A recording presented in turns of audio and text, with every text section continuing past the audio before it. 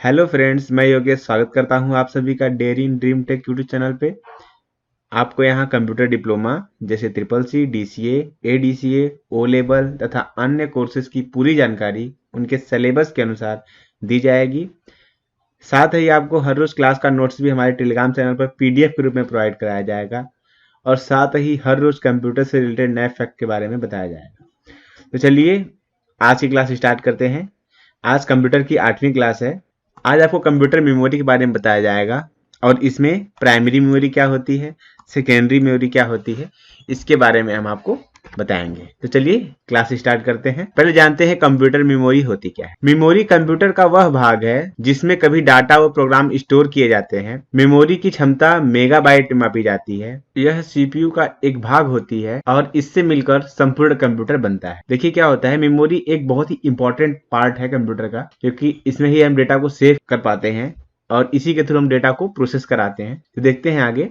Computer memory दो प्रकार की होती है। पहला होता है प्राइमरी मेमोरी और दूसरा होता है secondary memory. Primary memory CPU से सीधे जुड़ी होती है और उसमें स्टोर डेटा को लगातार पढ़ती रहती है और उनका एग्जीक्यूशन कराती है। सेकेंडरी मेमोरी सीपीयू के बाहर होती है और उसमें डेटा स्टोर करने की क्षमता प्राइमरी मेमोरी से अधिक होती है। देखिए ये जो प्राइमरी मेमोरी होती है, ये जो होता है सीपीयू के अंदर ही लगा होता है और ये बहुत ही तेजी से काम करती है और इसकी जो साइज होती है छोटी होती है क्योंकि ये बहुत ही महंगी मिलती है। सेकेंडरी मेमोरी जो होती है, स्पीड प्राइमरी मेमोरी के अकॉर्डिंग थोड़ी स्लो होती है और ये थोड़े सस्ते में मिल जाती है और इसमें हम डेटा को परमानेंटली स्टोर कर। आगे देखते हैं। अगला है प्राइमरी मेमोरी। इसे आंतरिक मेमोरी या मुख्य मेमोरी कहा जाता है क्योंकि यह मेमोरी सीपीयू का ही एक भाग होता है। इस मेमोरी के कंटेंट कंप्यूटर बंद होने पर नष्ट हो जाते हैं। इनकी गति बहुत तेज होती है। देखिए प्राइमरी मेमोरी जो होती है, ये जब तक कंप्यूटर के अंदर जब तक लाइट रहती है तभी तक इसका डेटा चलता रहता है। इसे कंप्यूटर के अंदर लाइट कट जाती है तो ये ऑटोमेटिक पूरा इसके अंदर का जो डेटा होता है वो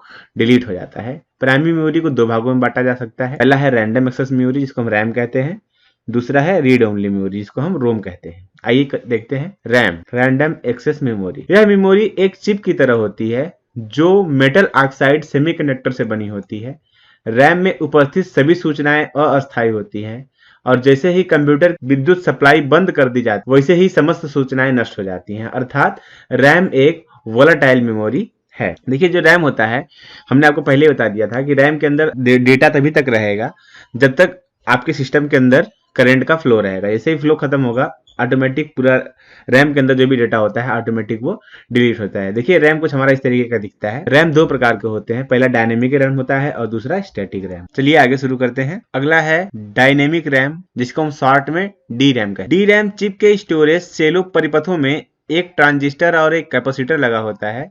डी रैम को बार बार रिफ्रेश किया जाता है जिसके कारण इसकी गति धीमी हो जाती। इसे निम्न प्रकार से वर्गीकृत किया जा सकता है जैसे एचडी रैम, आरडी रैम और डीडीआर। देखिए जो रैम होता है इसमें क्या होता है, इसमें एक ट्रांजिस्टर और एक कैपेसिटर लगा होता है और इसको बार बार रिफ्रेश करना पड़ता है ताकि ये तेजी से चल सके। आगे देखते हैं। अगला है स्टैटिक रैम जिसको हम शॉर्ट में एस रैम। स्टैटिक रैम में स्टोरेज सेल परिपथों में एक ट्रांजिस्टर चिप के स्टोरेज सेल परिपथों में एक से अधिक ट्रांजिस्टर लगे होते हैं। इसे निम्न प्रकार से वर्गीकृत किया जा सकता है: non volatile S RAM, special S RAM और synchronous S RAM, synchronous S RAM. चलिए आगे देखते हैं। अगला है रोम जिसका फुल फॉर्म होता है रीड ओनली मेमोरी। इस रोम में उपस्थित सभी डेटा व निर्देश अस्थायी होते हैं जिनके कारण इन्हें सिर्फ पढ़ा जा सकता है परंतु इनके डेटा और निर्देशों को परिवर्तित करना संभव नहीं है। डेटा और निर्देशों के अस्थायी होने के कारण कंप्यूटर की विद्युत सप्लाई बंद होने पर भी इस चिप में संग्रहित सूचनाएं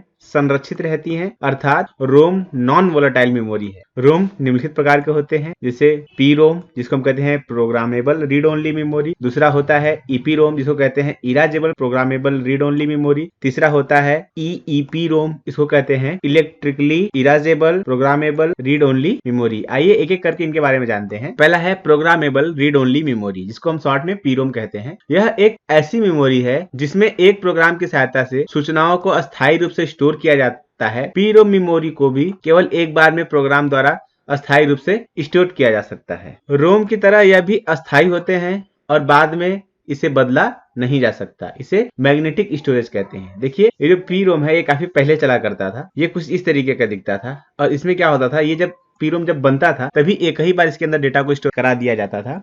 बाद में इसके अंदर के डेटा को ना ही हम बदल सकते थे, ना ही हम डिलीट कर सकते थे।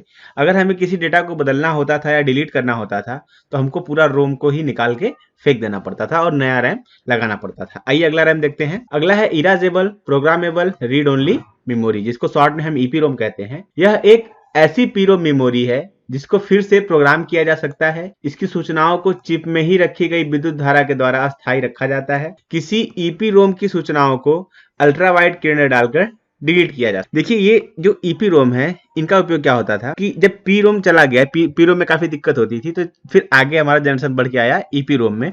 और ईपी रोम में ऐसा फीचर था कि इसके अंदर एक जब हम अल्ट्रावाइट किरणें डालते थे तो इसके अंदर जो भी डेटा हम पहले से सेव किए रहते थे वो डेटा ऑटोमेटिक डिलीट हो जाता था और फिर हम इसके अंदर कोई नया डेटा भर सकते थे। लेकिन हमको इसके अंदर कोई डेटा डिलीट करने के लिए और कोई डेटा इसके अंदर भरवाने के लिए हमको वापस इसके कंपनी में हमको इसको भेजना पड़ता था। चलिए आगे देखते हैं। अगला है electrically erasable programmable read only memory, जिसको कहते हैं शॉर्ट में ईईपी रोम। आइए देखते हैं ये क्या होता है। यह एक ऐसी मेमोरी है जिसको फिर से प्रोग्राम करने के लिए सर्किट से हटाने और निर्माता के को भेजने की आवश्यकता नहीं होती। इसे एक विशेष सॉफ्टवेयर या प्रोग्राम की सहायता से कंप्यूटर में ही प्रोग्राम किया जा सकता है। इसमें प्रायः कंप्यूटर के कॉन्फ़िगरेशन से संबंधित सूचनाएं रखी जाती हैं। देखिए सबसे लास्ट में हमारा जो है इस तरीके का रोम आया और इसका यूज क्या होता था कि पहले जो पी रोम था उसके अंदर की सूचनाओं को हम बदल नहीं सकते थे। दूसरा जो ईपी रोम था इसके अंदर की सूचनाओं को बदलने के लिए हमको रोम को निकाल के वापस कंपनी भेजना होता था, फिर वहां से वो प्रोग्राम करके वापस आती थी। तो इन सब सारी चीजों को देखते हुए बाद में डेवलप हुआ ईपी रोम। और ये क्या होता था कि इसके अंदर हम जो भी सूचनाएं रखी होती थी उसे एक किसी निश्चित सॉफ्टवेयर के द्वारा हम अपने कंप्यूटर में ही इसके अंदर की सूचनाओं को डिलीट कर सकते थे और इसके अंदर कोई नई सूचना डाल सकते थे। चलिए आगे चलते हैं। अगला है कैश मेमोरी। यह एक विशेष प्रकार की मेमोरी है जो अत्यधिक तेज स्टैटिक रैम चिपों का उपयोग करती है और प्रोसेसर को किसी विशेष मेमोरी का उपयोग अत्यंत तेजी से करने की सुविधा प्रदान करती है। कैश मेमोरी बहुत महंगी है, इसलिए यह छोटे आकार में उपलब्ध है।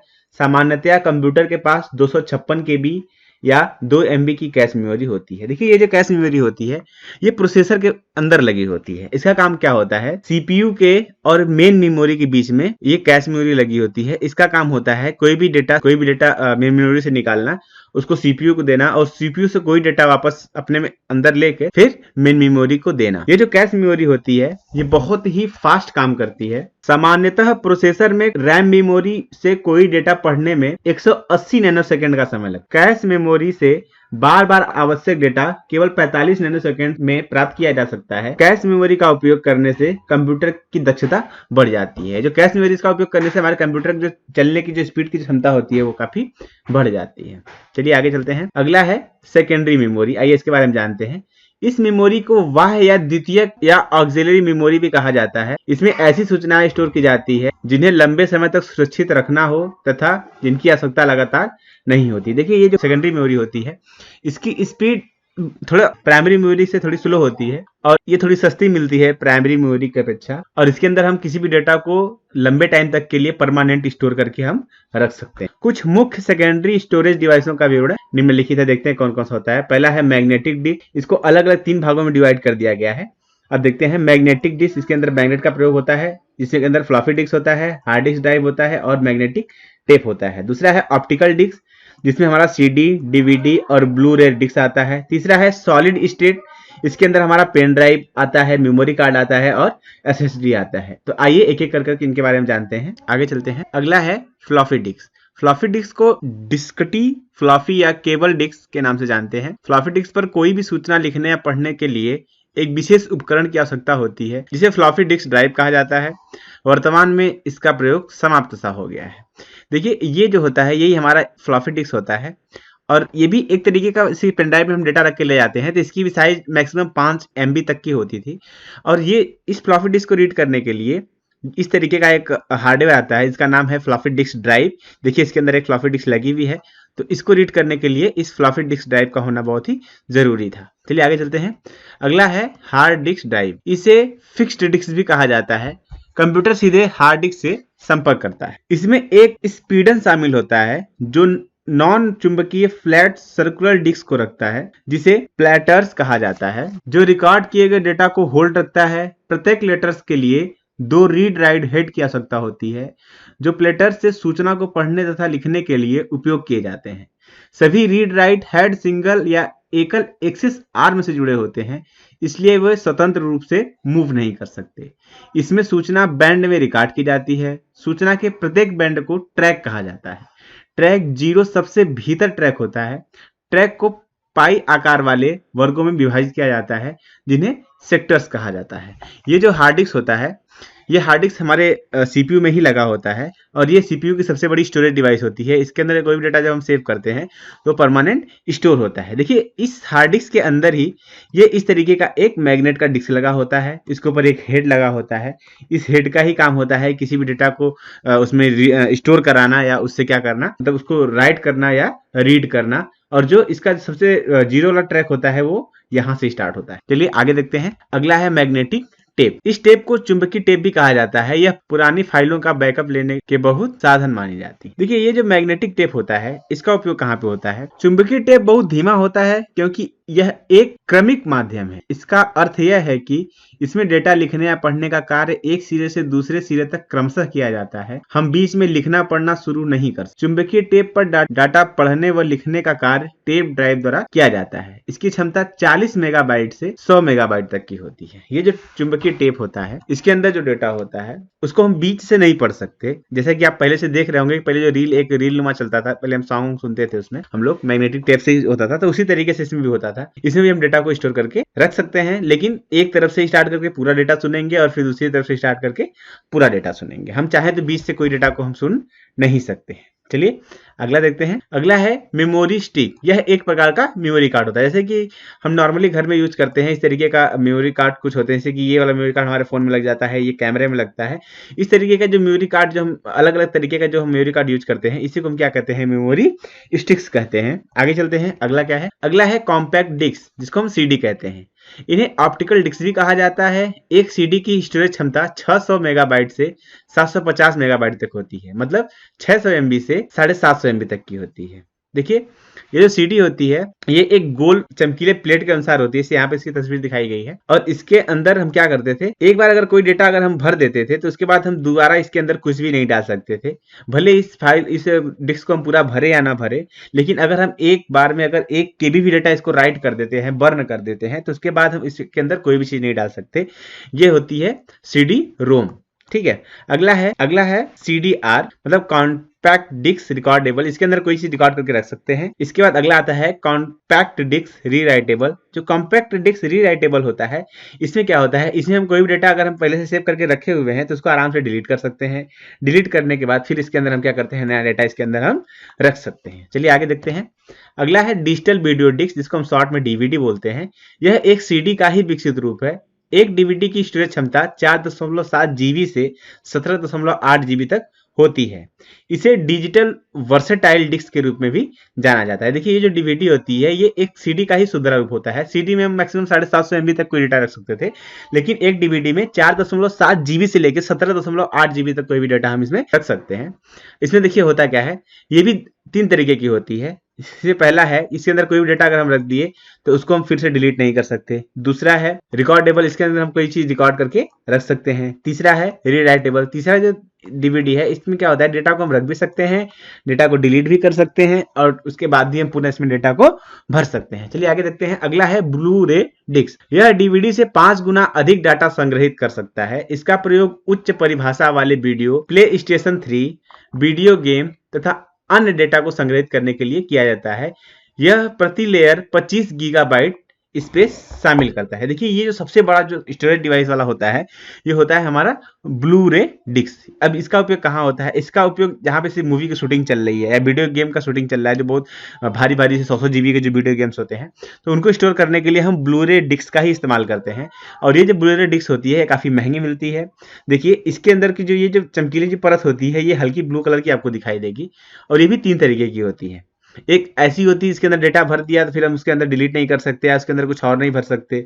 दूसरा होता है रिकॉर्डेबल, इसके अंदर रिकॉर्ड करके कोई चीज भर सकते हैं। तीसरा होता है रीराइटेबल, मतलब इसके अंदर कोई भी डेटा हम डाल सकते हैं, फिर इसके अंदर किसी भी डेटा को हम डिलीट कर सकते हैं। देखिए ये जो तीनों तरीके के हम जो डिस्क आपको बताए थे, CD, DVD और ये जो ब्लू रे डिस्क है, ये तीनों तरीके की जो डिस्क होती हैं, हर डिस्क 3 तरीके की हो रही हैं। एक रीड ओनली मेमोरी, मतलब जिसको एक बार इसके अंदर कोई डेटा भर दिया तो उसको सिर्फ और सिर्फ पढ़ सकते हैं। दूसरा होता है रिकॉर्डेबल, मतलब इसके अंदर कोई भी रिकॉर्ड हम आराम से रख सकते हैं।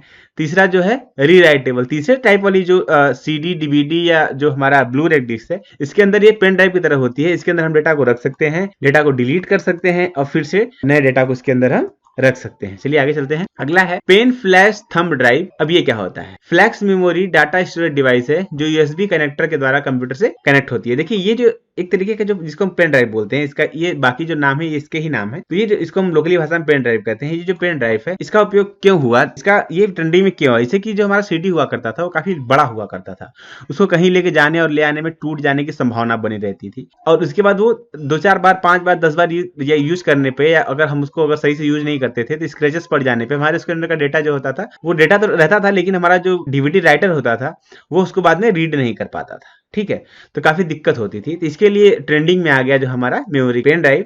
अब पेन ड्राइव का उपयोग होता क्या है?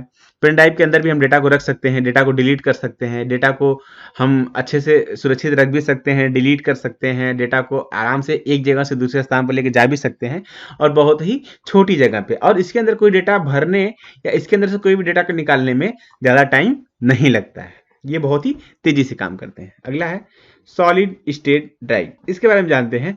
यह एक प्रकार की सेकेंडरी स्टोरेज डिवाइस है जो HDD के समान ही बड़ी मात्रा में डेटा को स्थानीय रूप से स्टोर करके रख सकती है, परंतु SSD में HDD की तरह कोई भी मैकेनिकल पार्ट्स नहीं लगे होते, जबकि इसमें डेटा को स्टोर करने के लिए अर्धचालित चिप मतलब सेमीकंडक्टर चिप्स का उपयोग किया जाता था। देखिए ये जो है SSD जो है ये भी हाल में ट्रेंडिंग में आया हुआ है, ये बहुत तेजी से चल रहा है, इसकी स्पीड बहुत तेज होती है और ये हार्ड डिस्क की जगह लेता जा रहा है। हार्ड डिस्क में आपको बताया कि उसके अंदर एक मैग्नेटिक कैसेट लगा होता है, उसके ऊपर हेड लगा होता है और उसी से वो डेटा को रीड करता है, राइट करता है। लेकिन जो सॉलिड स्टेट ड्राइव जो SSD होती है, इसके अंदर क्या लगे होते हैं? ये सेमीकंडक्टर चिप लगे होते हैं और इसके अंदर जो डेटा स्टोर किया जाता है वो बहुत तेजी से इसके अंदर डेटा को स्टोर कर सकता है और बहुत तेजी से इसके अंदर डेटा को हम रीड कर सकते हैं। इसकी स्पीड हार्ड डिस्क से बहुत ही तेज होती है। आगे हम पढ़ते हैं मेमोरी के कुछ इकाइयों के बारे में जानते हैं, मेमोरी यूनिट्स के बारे में जानते हैं। मेमोरी को हम कैसे नापते हैं? जैसे कि अगर हम द्रव्य की बात करें तो द्रव्य को हम लीटर में नापते हैं, अगर ठोस की बात करें तो ठोस को हम किलो में मापते हैं। उसी तरीके से जो हमारी मेमोरी की जो डिवाइसें आती हैं उसको हम कैसे नापते हैं, तो यहाँ पर उसकी कुछ इकाइयाँ दी गई हैं। जैसे यहाँ बताया गया है 1 बिट बराबर क्या होता है, इसे कि हम बताते हैं कंप्यूटर के अंदर कोई भी डेटा 0 और 1 के ही फॉर्म में स्टोर किया जाता है और इस 0 और 1 को हम क्या कहते हैं? बाइनरी डिजिट कहते हैं। तो 1 बिट का मतलब इन दोनों में से कोई एक डिजिट। ठीक है, 8 बिट्स, बिट से बड़ा बिट्स होता है। 8 बिट्स में क्या होते हैं? 8 बिट्स अगर हम मिलाते हैं तो 1 बाइट बनता है या फिर 2 निम्बल। 2 निम्बल का मतलब ये होता है कि 4 बिट्स जो होते हैं, 4 बिट्स मिलाते हैं तो हमारा क्या होता है? 1 निब्बल बनता है। 8 बिट्स मतलब 1 बाइट 2 निम्बल के बराबर। अगला है 1024 बाइट्स बराबर 1 किलोबाइट, 1024 किलोबाइट बराबर 1 मेगाबाइट, 1024 मेगाबाइट बराबर 1 गीगाबाइट, 1024 गीगाबाइट बराबर 1 टेराबाइट, 1024 टेराबाइट बराबर 1 पेटाबाइट, 1024 पेटाबाइट बराबर 1 एक्साबाइट, 1024 एक्साबाइट बराबर 1 जेटाबाइट, 1024 जेटाबाइट बराबर 1 योटाबाइट, 1024 योटाबाइट बराबर 1 ब्रोटोबाइट, 1024 ब्रोटोबाइट बराबर 1 जियोबाइट। अब नीचे देखिए यहाँ पे कुछ नोट्स दिए हुए हैं, इसको ध्यान से पढ़ लीजिए। बिट सबसे छोटी मेमोरी इकाई है, जियोबाइट सबसे बड़ी मेमोरी इकाई है। देखिए जो ये आपका मेमोरी यूनिट है इससे बहुत ज्यादा क्वेश्चन पूछे जाते हैं एग्जाम में, तो इसको आप अच्छे से याद कर लीजिए, ज्यादा कठिन नहीं है। अगर सबसे छोटी मेमोरी यूनिट की बात किया जाए तो वो हमारा बिट होता है, और सबसे बड़ी अगर मेमोरी यूनिट की बात की जाए तो हमारा होता है जियो बाइट। आज की क्लास में बस इतना ही। कल की क्लास में हम सॉफ्टवेयर के बारे में जानेंगे। अगर आपको ये वीडियो पसंद आई हो तो वीडियो को लाइक और शेयर जरूर से करें, हमारे चैनल को सब्सक्राइब करें, बेल आइकन को जरूर से प्रेस करें। अगर आपका किसी भी तरीके का सवाल रह गया हो तो कमेंट बॉक्स में जरूर पूछें, हम हर सवाल का जवाब जरूर देंगे। धन्यवाद, जय हिंद।